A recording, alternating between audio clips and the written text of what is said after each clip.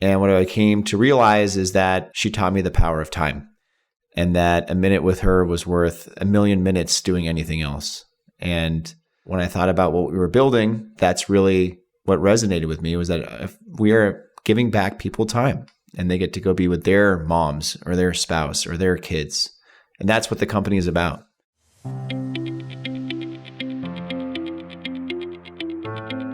Today on LawNext, Ryan Alshak, the co-founder and CEO of Time by Ping, a company whose software automates timekeeping for lawyers. As we speak today, this 6-year-old company has just announced a financing round of $36.5 million, bringing its total raise to $55 million. We'll talk today about this latest news, as well as about the history and mission of the company and why it believes that the future of timekeeping is automation.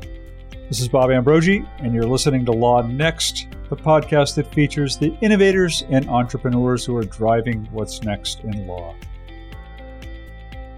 Before we get to Ryan, let's hear about the sponsors who make this podcast possible. Paradigm believes that when perspectives shift, possibilities unfold. Paradigm offers 5 leading legal software solutions that help you manage, automate, and grow your firm. The practice management platforms Practice Panther, Bill for Time, Maris Case, the online payment solution HeadNote, and the legal accounting software TrustBooks. Learn why more than 40,000 lawyers trust its products to shift the paradigm of how they practice law. Learn more at joinparadigm.com. Now on to my conversation with Ryan. Ryan Alshak, welcome to LawNext. Thanks for having me, Bob. Very good to see you. I feel like there's a little bit of karma around today's recording because you're breaking this news on March 1st. And tomorrow, March 2nd, I'm going to be in Chicago hosting the 6th annual Startup Alley. And 6 years ago in 2017, you were a participant in the first ever Startup Alley. And not only were you a participant, but you won the Startup Alley that year. So it's kind of cool that the timing here is kind of cool. Poetic justice. And I know that the competition has, just like great software, iterated and improved every cycle. And so I'm really excited to see this year's.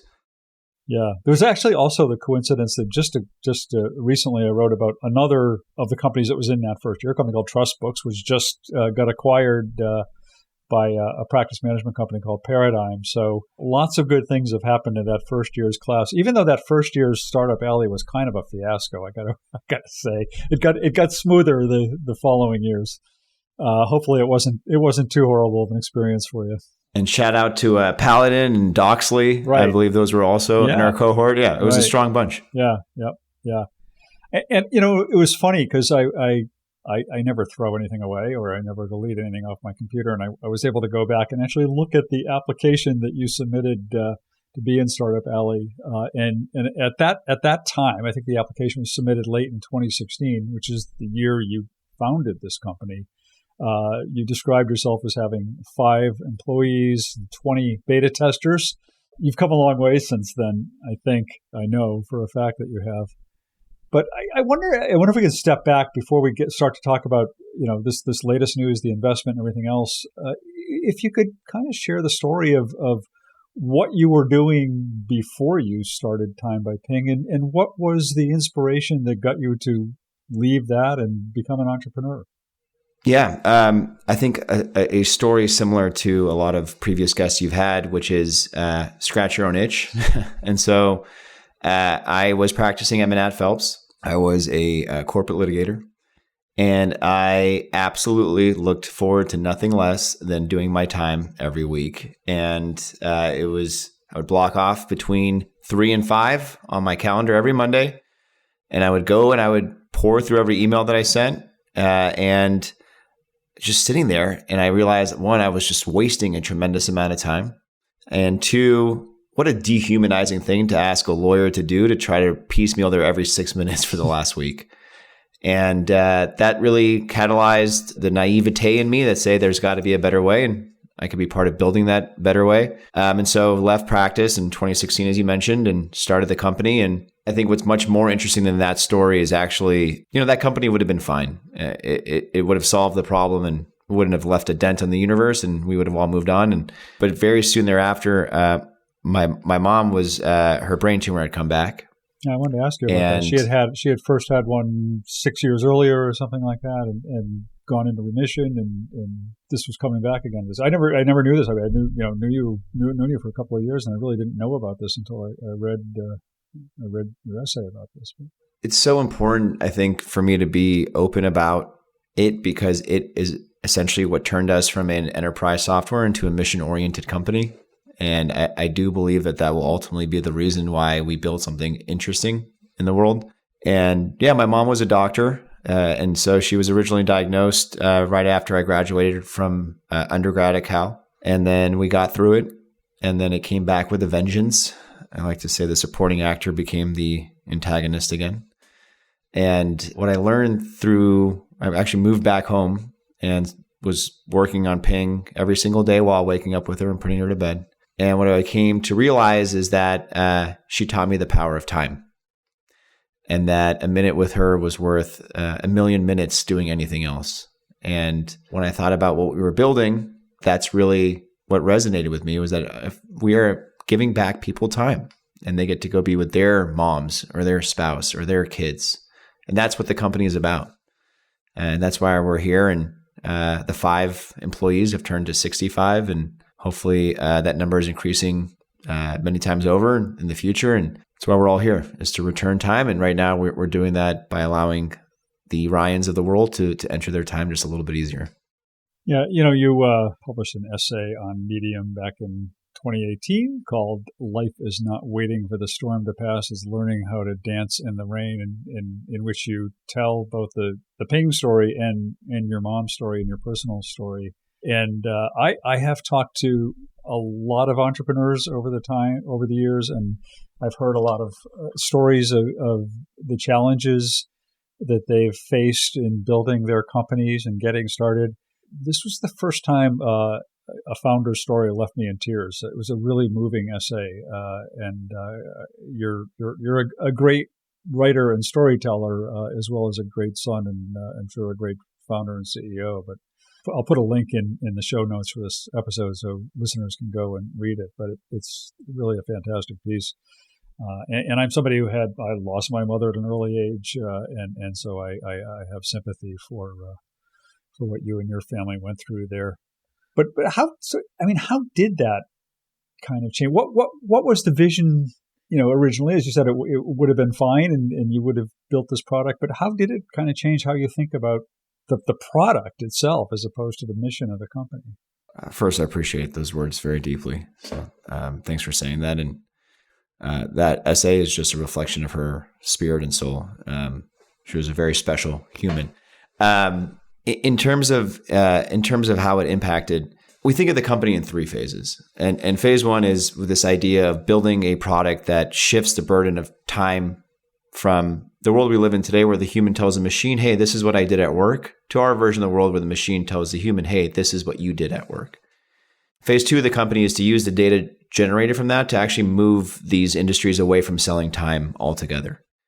And then phase 3 is this idea that as knowledge workers, which you and I are, we spend about 9 hours a day working, and we only add value for 3 of those hours. And so 6 hours of our lives are just wasted because the working model wasn't designed for knowledge work. Those 6 hours is what Mom taught me. And what she taught me was, hey, time is all we have. Mm-hmm. It's a fungible asset. And if you're not maximizing that asset, you are wasting your life. And the time with her at the end is time that I carry with me forever. And she was able to transcend time because of that. And I want to give that back to the world, and I want to do it in her name. And I want people to never forget her name, because they have more time to spend doing what they love. And so that's what's at the heart of the company. It's not about software, actually. It's a means to an end. What we care about is returning time. And this is the way that we're starting, but we have a long ways to go to be able to achieve what we want to achieve. Yeah.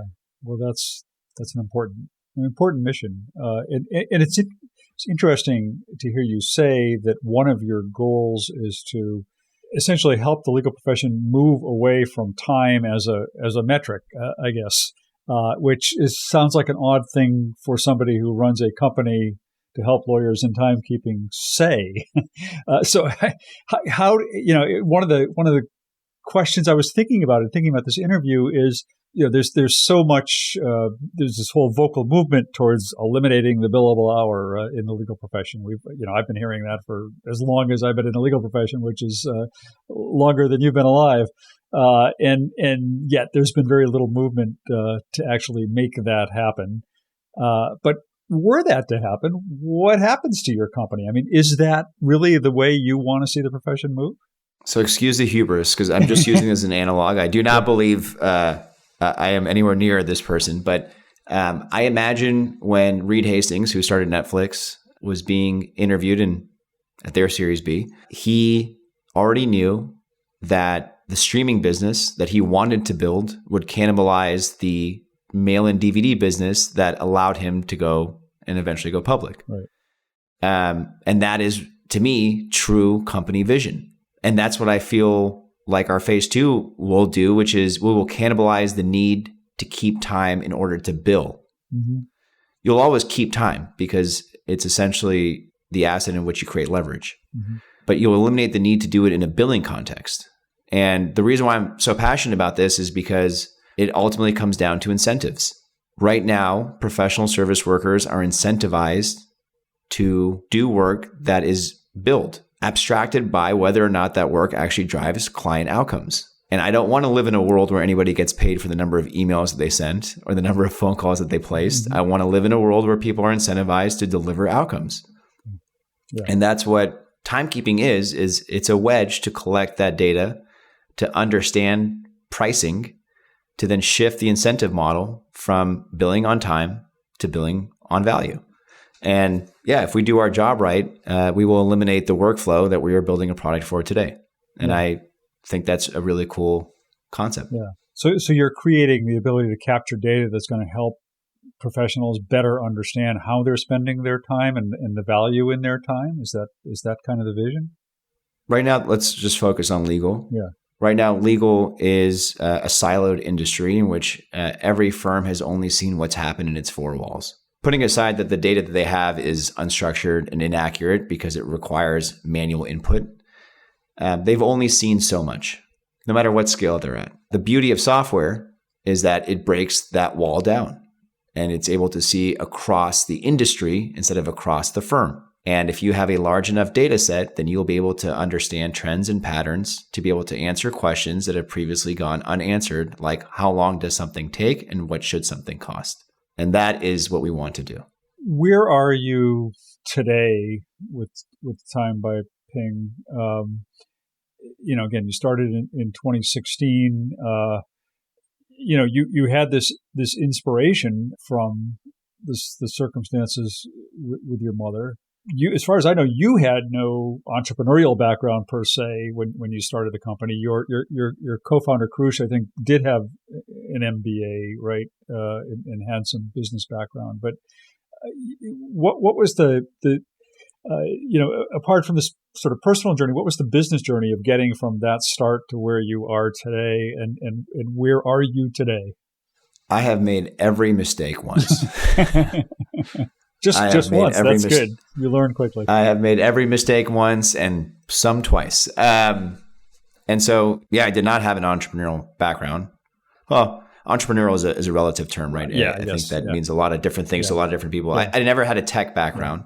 And that meant that I learned by doing, and that meant that I screwed a lot of things up. And so the journey from getting to where we were at the ABA to where we are today was a lot of mistakes, a lot of learning from those mistakes, a lot of iterating on those mistakes, and just putting one foot in front of the other enough times to be able to continue creating.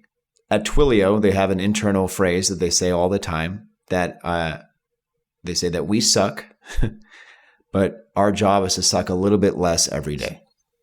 And that is what I believe entrepreneurship is. Yeah.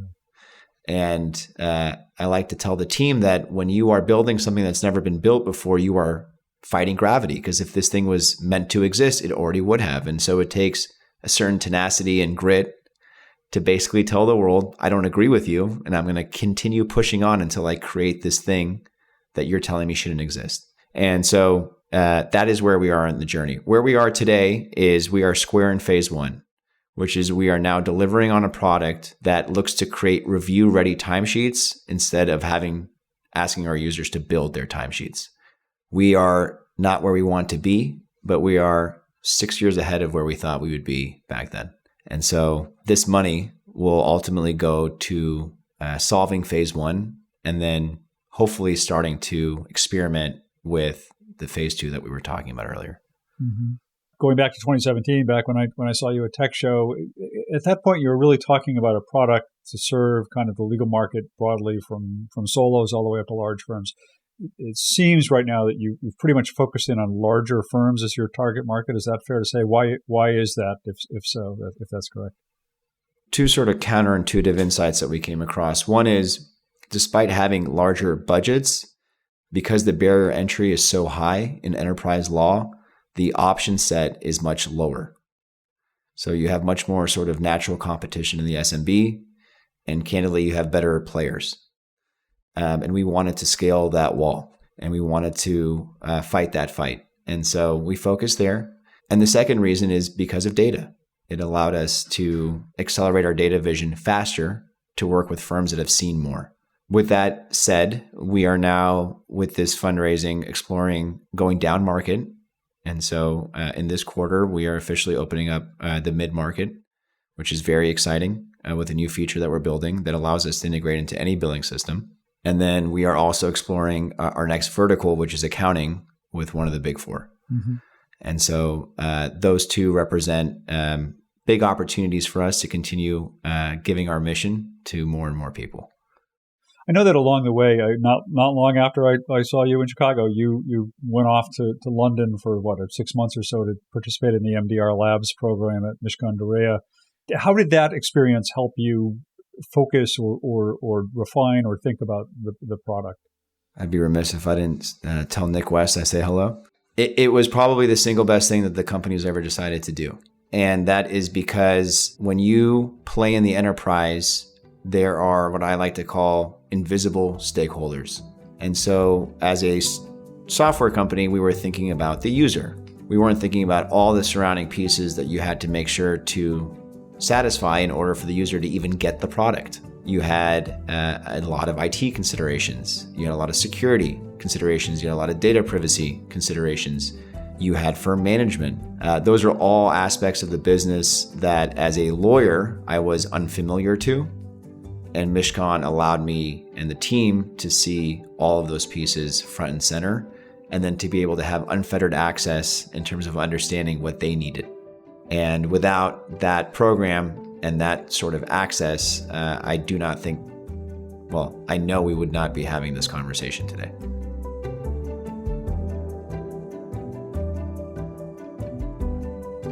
Even as he was building his legal tech startup Time by Ping, Ryan Alshak was also having to confront his mother's illness and eventual death. But in her illness, he found inspiration for the company's mission. That mission, he came to realize, was to help give people back some time in their days, to be with the people who were important in their lives. When we return, we'll talk more specifically about how Time by Ping achieves that mission of giving back time, and about the technology of automated timekeeping. We'll also talk about the latest news of the company's $36.5 million Series B financing, and of what that means for the future of the company and of timekeeping. But first, let's hear about the sponsors who make this podcast possible.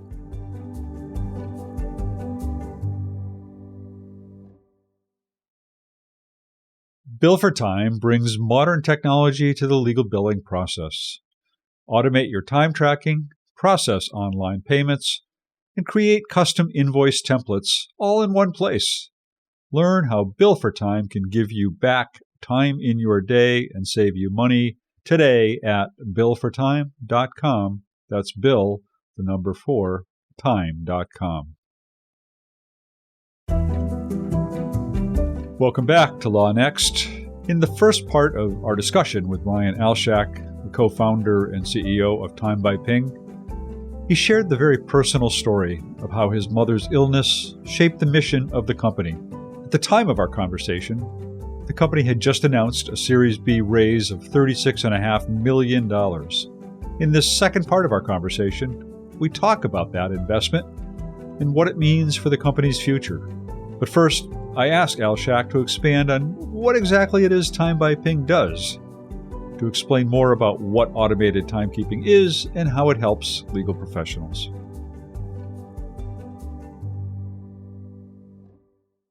Really what we're trying to do is, again, move the burden of timekeeping to human machine to human. Mm-hmm. And so what we look to do is we capture a lawyer's entire digital footprint, so anything that they do behind a screen. We then translate that work into a time entry to understand who the work was for, what it was about, any of the relevant codes that a lawyer might be using, and then the duration of how long they spent doing it. And then we visualize that on a UI that we call timeline that displays a lawyer's day chronologically. And so think of DocuSign as a model kind of UX for contracts. We want to create that flow for timesheets. And so then a user goes from building their time to reviewing their time. And so they'll look in our system, see everything they did. They'll fix anything we got wrong, add anything that we might not have been able to figure out. And then that gets released into the billing system. And that flow is what time automation is all about. So I'm working. I'm writing an email. I'm turning over and drafting a brief or a memorandum, and then I'm jumping on to whatever research service I happen to use and looking for some case law or something like that. I'm not tracking any of that. It's tracking what I'm doing. It is all happening in the background. And sort of the irony of our software is our value proposition for phase one is about bill more time in less time. And if we really do our job right, we will account for every minute of your day in zero time that you actually interact with the application. Now, we're not anywhere near that, but that's exactly right. We want to be able to work on behalf of you as a lawyer, completely in the background, not modifying your workflow whatsoever, and then present to you a review-ready timesheet. Yeah. In what ways aren't you near that? What still needs to be done to build that out? There are a couple, I think, key pieces to getting to sort of that. We'd like to talk internally, just like there's stages of automation for self-driving cars, and we're sort of at that 2-3 mark. Same thing for recording time. In order to get to that stage 5 automation where this thing is just completely doing the work on your behalf with zero human intervention, the things that we have to do are continue to improve the user experience. And most importantly is get the automation to a point where it's more reliable than a human. And that's a very complex technical problem, as you might imagine. But that's where a lot of our investment is going with this fundraise, is to start to really get to the point where the machine is doing a better job guessing what you did than a human telling the machine exactly what they did. Mm-hmm. And just to be clear for anybody who's listening to this who might not be familiar with the product, who might be thinking, well, I'm not going to trust some machine to guess what I did all day. You've got full access to this dashboard. You can go in and look at, as you said, look at the timeline, look at the entries, edit them, add whatever needs to be added to them. This is not taking away from you the ability to control and edit your timekeeping. It's just taking away the mundane parts of it, I guess, really. Just the entry and the tracking and all of that. It's a really important point. We made an ethical consideration early on in the company's life cycle that we are a tool for the user. And so our job is to make timekeeping easier for the lawyer. And what I mean by that is the lawyer is the only person that gets to see their time. And ultimately, they are the only person that gets to validate that time until it goes into the billing system. And the company has been offered really attractive contracts, as you might imagine, from firms saying, hey, I would love to be able to see what our people are working on to make our business more productive. And we say, no, that's not what we're in the business of doing. We're in the business of taking a workflow that lawyers hate and making it easier, not making a challenging job more challenging. And so the lawyer has full control over their timesheet. We are just trying to do as much of the heavy lifting on their behalf as we can.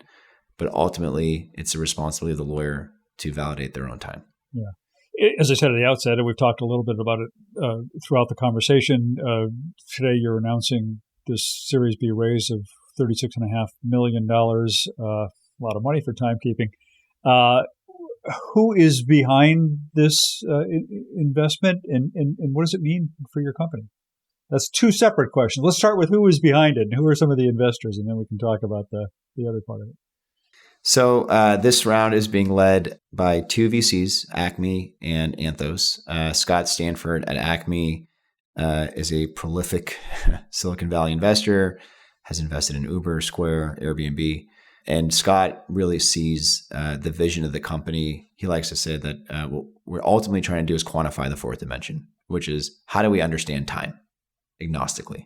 Emily White is the lead at Anthos Capital, and Emily was the COO at Snap.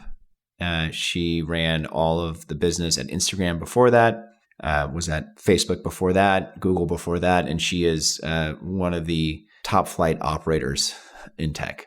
Spectacular. And then we had an amazing group of angel investors.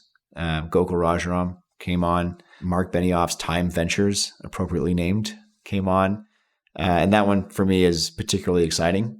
I think what Salesforce did for capturing the atomic unit of revenue, we want to do around capturing the atomic unit of time. And so there is a ton that we can learn, talking about an understatement, from the greatest enterprise software company ever built.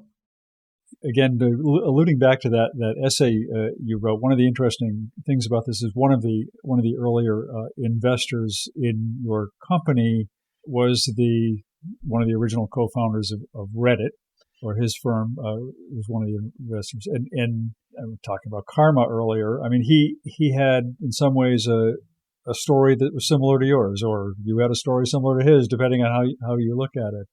Can you talk about that a little bit? Sure. So when we raised the seed, it was our first institutional round, and this was kind of early 2018.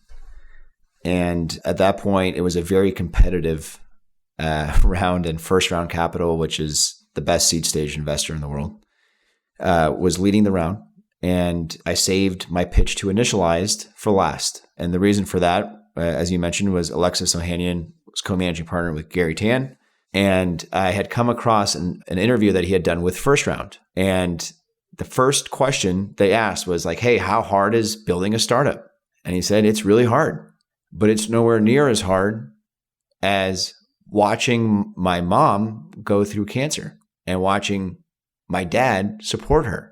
And he went into exceptional detail about what that experience was like. And I remember reading it and I got goosebumps all over. And I thought to myself, whoa, there is somebody else that gets it. Mm-hmm. And I thought I was this very unique Venn diagram, and it turns out I wasn't. Mm-hmm. And so when I went to go pitch, I gave the pitch. And I'll never forget, after the pitch, Gary said, why would you let us invest in you? Which is the most amazing question you could hear after a pitch. And I said, I'm not saying I would or wouldn't let you invest because of this, but I looked at Alexis and I said, person to person, you inspired me to tell my story, because what you experienced with your mom, I'm going through with my mom. So I just wanted to say thank you for giving me the courage to talk about what I'm going through, because you were so brave to do it first. And I don't know if you've ever met Alexis, but he's this strapping man. And we were like, had tears in our eyes, and he gave me a hug.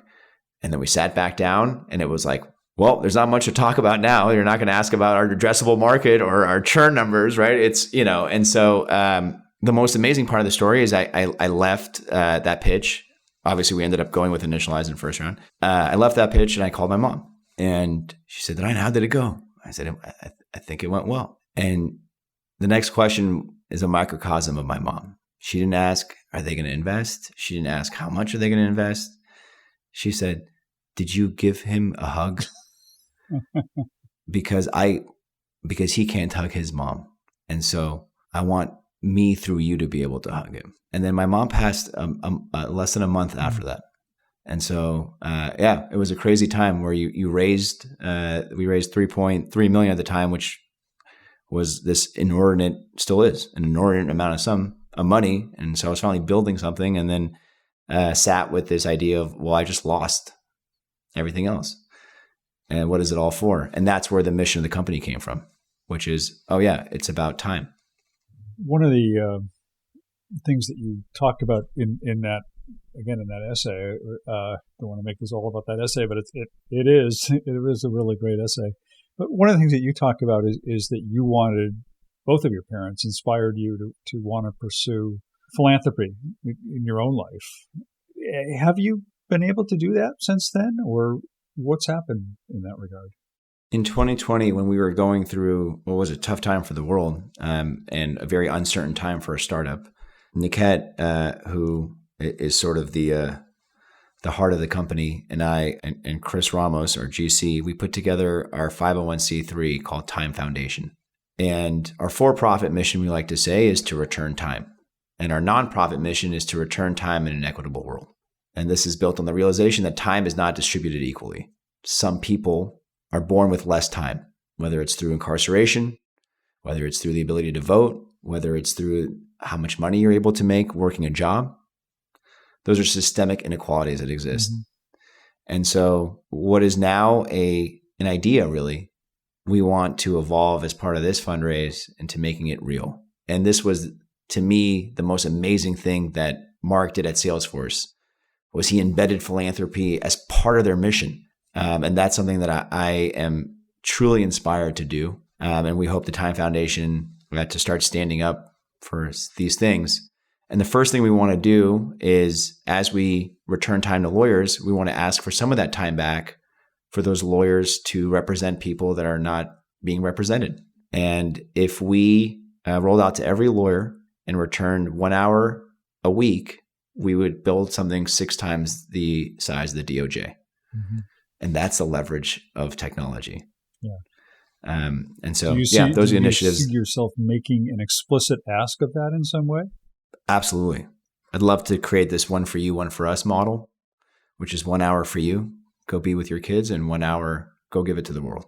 And I'd love to work with firms as a way to differentiate their culture and their retention around building this as part of their operating model. And so we got a lot of work to do on all fronts, but these are the types of things that we get excited about internally as leaving the world a better place than we found it.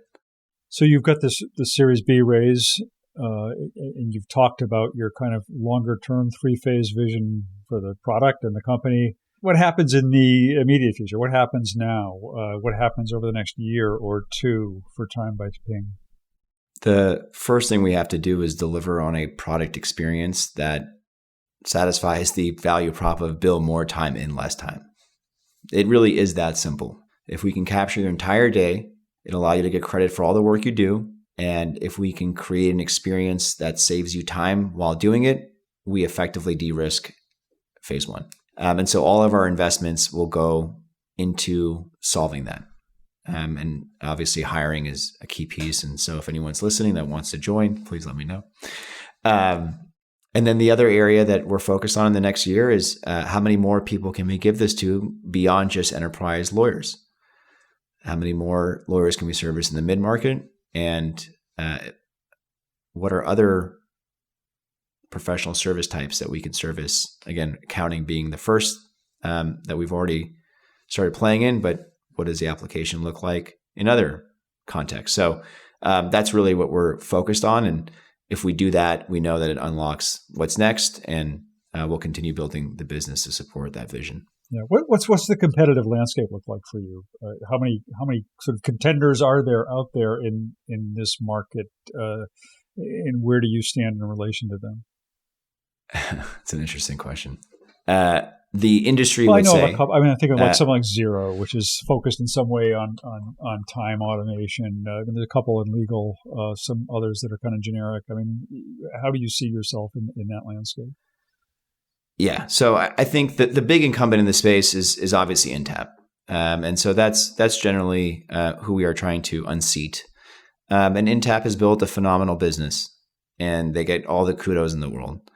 Intap was built 25 years ago, and if you want manual timekeeping with a little bit of help on the side, they are the right solution for you. If you want something that's looking to change the paradigm of timekeeping from asking humans to do it to asking machines to do it, we believe we're the only player in game. Mm-hmm. And in terms of the rest of the marketplace, our sole focus is time. We are not doing anything else. We are not building a billing system. We're not building an intake system. We're not building a document management system. We are building time. And that singular focus, that maniacal focus, that's why we believe that we will win, because we have one mission, and that's to create this time automation for as many people in the world as we can. So tomorrow I'm going to go stand up in front of a bunch of fledgling legal tech startups as they do the Startup Alley at Tech Show. If you were there, I mean, maybe you will be there. What advice would you give them? What would Ryan today? What advice would you give Ryan back in 2017? I would be honest, and I would say it is really hard. It is really hard to build a company, especially in the legal space. We call it the prison yard theory. It's the biggest, baddest guy in the yard. Now, what's great is if you win in legal, you'll win everywhere else. But I don't think 2017 Ryan knew how painful company building really is.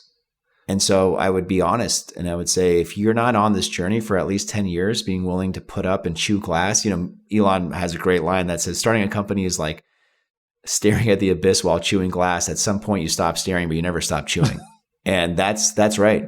And so I would level set, and then there's going to be a few people in that audience that don't care. And those are the ones that are meant to actually do this. And so I'd be honest. And I'd also say that, you become obsessed.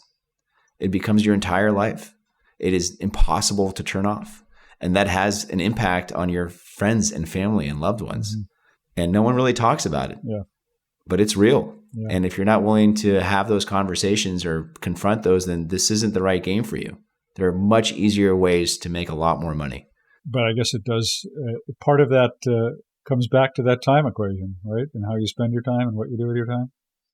I would choose to spend the time with the people that I work with, independent of the work. How lucky am I where I get to, there's a great line. I can't tell when I'm working or playing. I just expect other people to tell me. That's the freedom of time. Yeah. And that's where I'm lucky enough to live. And I'll tell you, I work a lot more now than when I was a lawyer. Yeah. Probably by a factor of 2. And I was billing 2,500 hours a year. Yeah. And you were doing well. I mean, you had a cushy life as a lawyer. You were doing pretty well. But I liked something else, another line out of your essay that I took note of. You said one of your favorite quotes is, "If your path is paved, you're living somebody else's dream." If you truly view time as finite, which it is, and we're only put here once, why not try and do something that no one else has ever done? Makes sense. You'll probably fail, but why not? Yeah. Why not give it a shot? Yeah. Ryan, we're just about out of time here, and I really, really enjoyed having this opportunity to speak to you. I haven't had much of a chance to talk to you really over the years, and other than here and there at conferences. So it's been a real pleasure. But is there anything else that you'd like to say about yourself or about your company before we wrap up here? Yeah, on a day of a fundraise, there's a lot of kudos that get sent your way. And what I want to say is the kudos should go to the entire team that we have. And if any of you are listening, I am so grateful for your time. And you are the lifeblood of this company, and your grit and your tenacity and your belief is what makes Ping real. And I want to thank every team member. And my job is to continue to sanctify your time. And so on behalf of all 65 of us penguins, this moment is because of you. So thank you.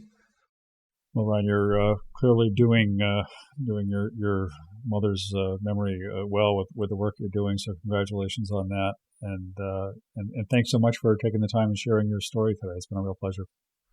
Oh, thanks, Bob. I really appreciate it.